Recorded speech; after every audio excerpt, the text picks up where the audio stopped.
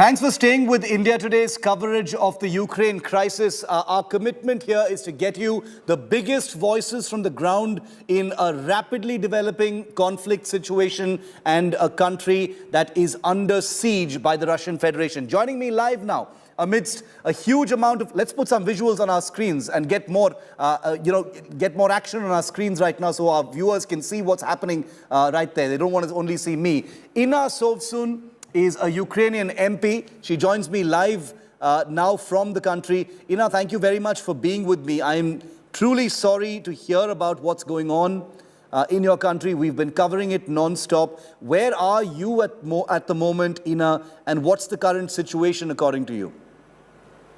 I am in Kiev, as the majority of my fellow MPs. We are all staying here in Kiev. It's been a difficult night for Ukraine, which we have been warned about by the president. He did say that they do have information that this is an important night for us. So we are trying to make sure we were prepared for the worst. The majority of people here in Kiev, they spent the nights on the shelters, in the underground station, in an underground parking. So we did hear explosions and bombs exploding all over the city around midnight, and it is 8 in the morning in Kiev.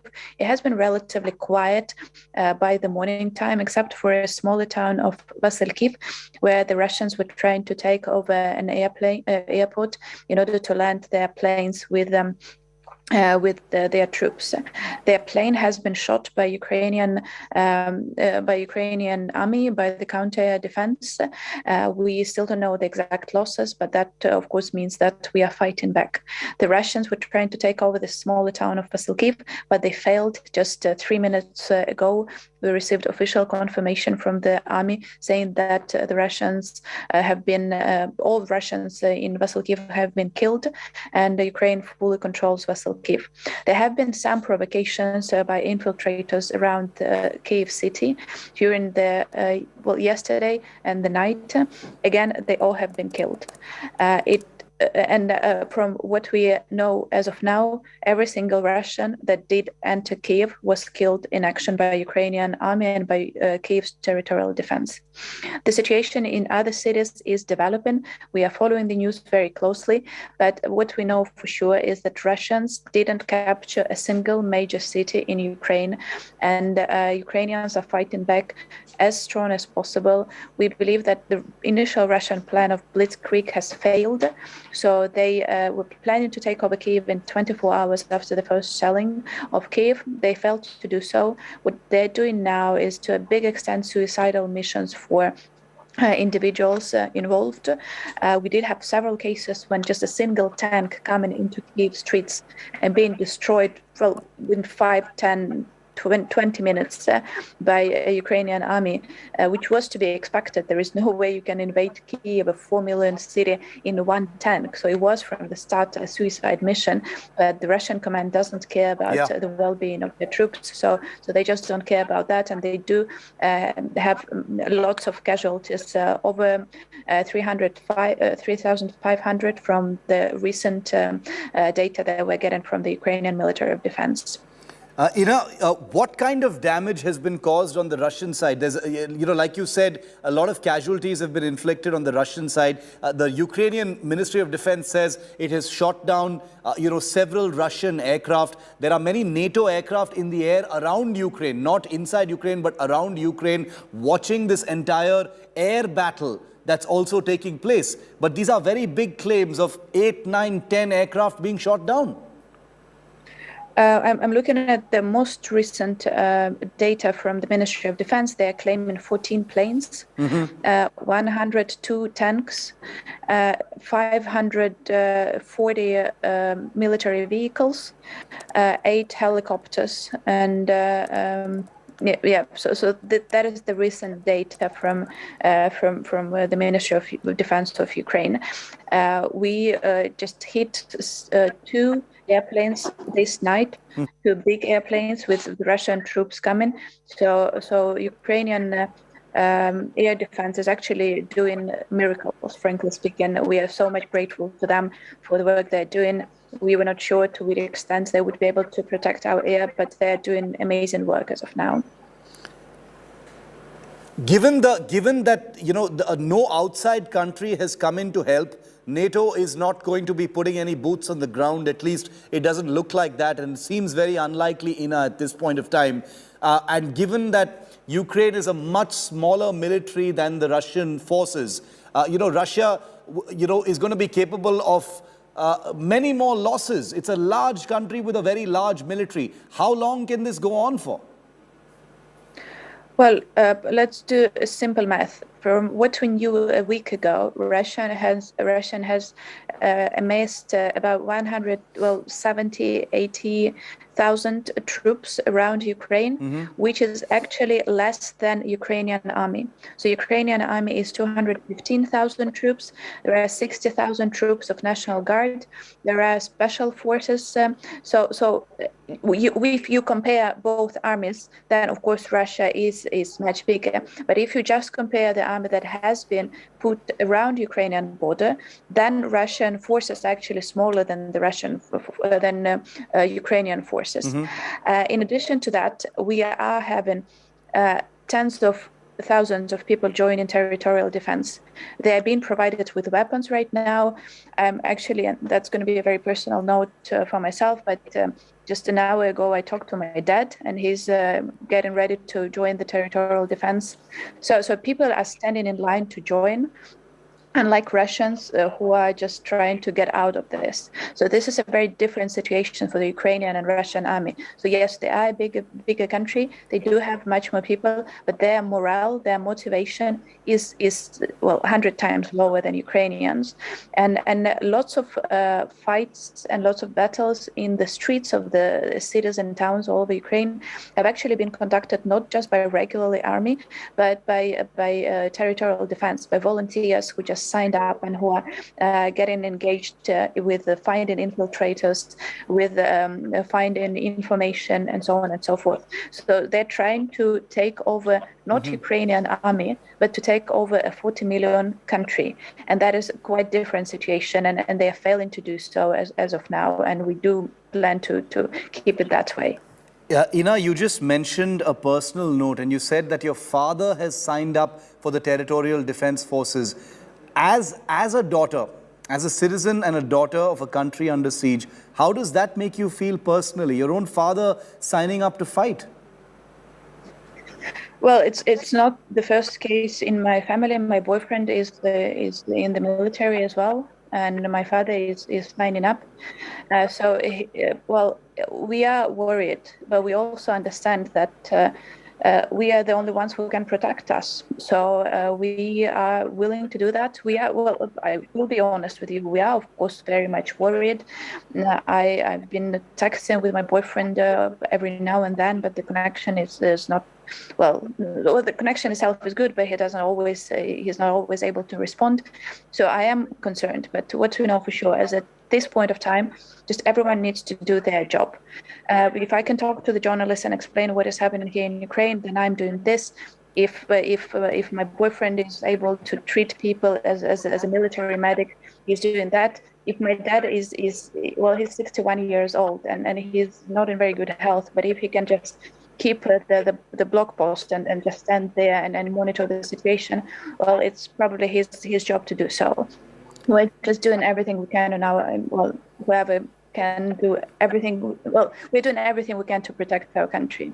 It's difficult, it's emotional, but we probably will think about that after the victory. This is,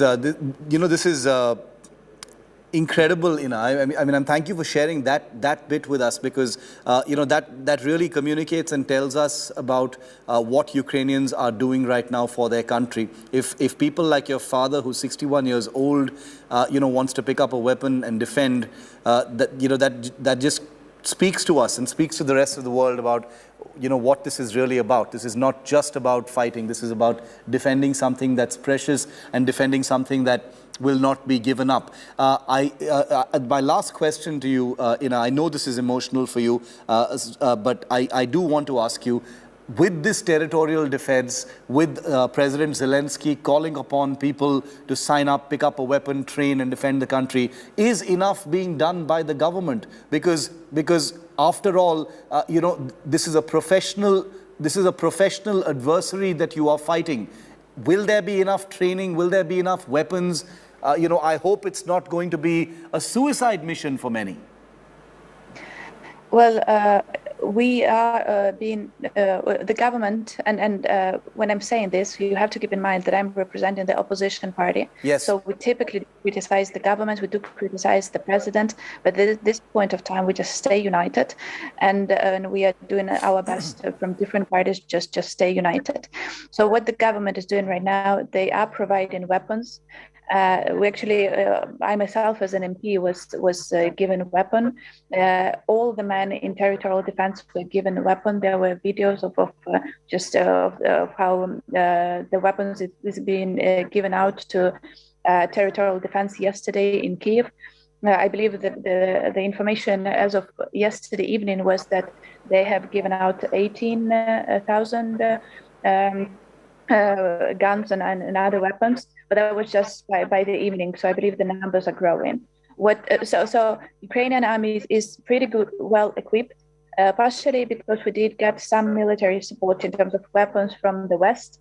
And when you are looking, and we did have like many videos like this, when you compare the Ukrainian soldier and the Russian soldier, you can actually see that Ukrainian soldiers are much better equipped. They actually look like someone from space. They're very well equipped. They have all this like support and all. And then Russians actually look much more. Okay. Well, yeah. So Ukrainian army is actually pretty well equipped as of now. And yes, the government is doing everything possible. What we ask now is for other governments to support us as well. Absolutely. And we asking for India as well. I know that India did abstain in the UN vote yesterday. I wish you changed your mind, and I wish you understand, not you personally, but everyone listening to this. I know what you're saying. I know what you're saying, Ukraine has never started any war. Ukraine was never a threat to Russia. Yeah, I can. I want to tell you, the place where I live, the place where I live in India's capital, I have Ukrainians. I have Ukrainian nationals living in my colony. I have friends from Ukraine living there, and I know what they're going through right now. They want to get back home and fight as well. So I hear your voice. Just stay with me for exactly a moment, Ina, because I need your help with something, my friend. President Zelensky has just put out a video in Ukrainian. I want you to listen to it with me and help us just translate it for us so all of us here in India can understand what the president is saying. Let's just play out for our viewers and for Ina what the president has just said. Ми все це будемо захищати. Ось і все. Ось це і є те, що я хотів вам сказати. Слава Україні! Всім доброго ранку, українці. Зараз в мережі дуже багато з'явилось фейкової інформації, що, немов я закликаю складати зброю нашу армію і йде евакуація. Значить так, я тут, ніяку зброю ми не складемо, будемо захищати нашу державу, тому що наша зброя – це наша правда. Наша правда в тому, що це наша земля, наша країна, наші діти, і ми все це будемо захищати. Ось і все. Ось це і є те, що я хотів вам сказати. Слава Україні! Ina, what did the president say? I wish we understood the language, but what can you translate for us what he said? On the first piece, he was saying that we shall be protecting ourselves, and that's all. That's basically all we have to do right now. And then there was a video, and I'm not seeing the picture right now, but I've seen the video before. It's important to know that he is standing in the center of the city, and he's recording it like right now, and he's saying that I took the notes. Good morning, everyone. I know that there is lots of misinformation in the media, claiming that I suggest that we give up, that we put down our weapons.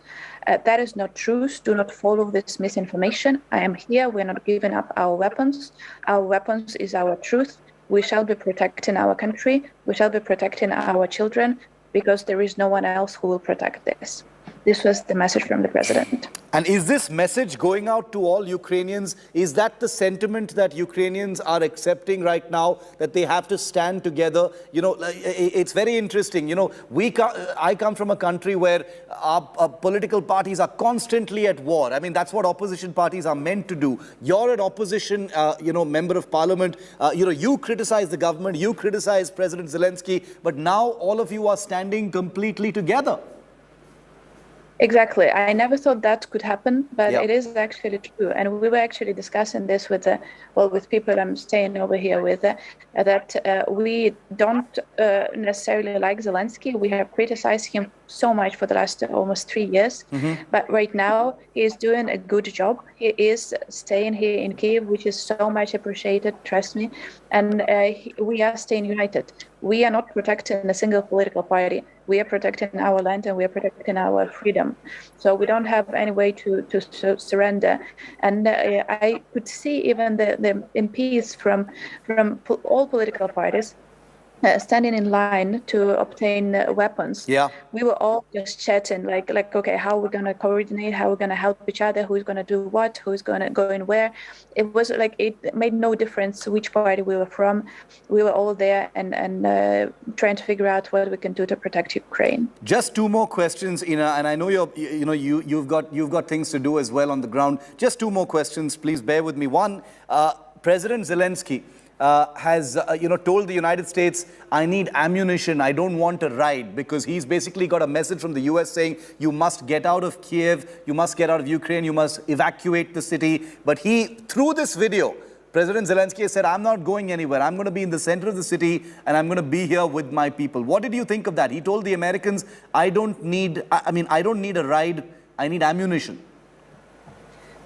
That is actually fantastic. Well, trust me, I'm the last person who would have said so. I didn't believe that he would be actually such a leader in this time, but he's doing this. He's basically saying, like, we don't want your words of solidarity. We want ammunition. Yeah. If there is anything else you can do, like, just don't say you pray for us. And that is on my side. I'm not quoting Zelensky here. I'm just expressing the feelings of many Ukrainians. Don't say you pray for us. I mean, if you are just a regular citizen, yes, that would be helpful. Yeah. And we appreciate that. But if you are a world leader, don't say you are praying for us. Just give us ammunition, give us a weapon, do provide the strongest sanctions possible against Russia. And that is when we feel your solidarity. We don't want to hear words. We do want ammunition for our guys on the ground to fight.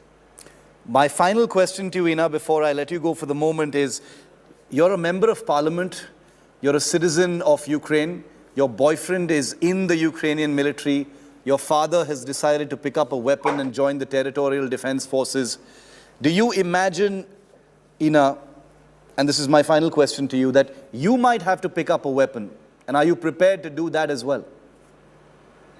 I have one standing just over here. So yes, if I have to, I will do that.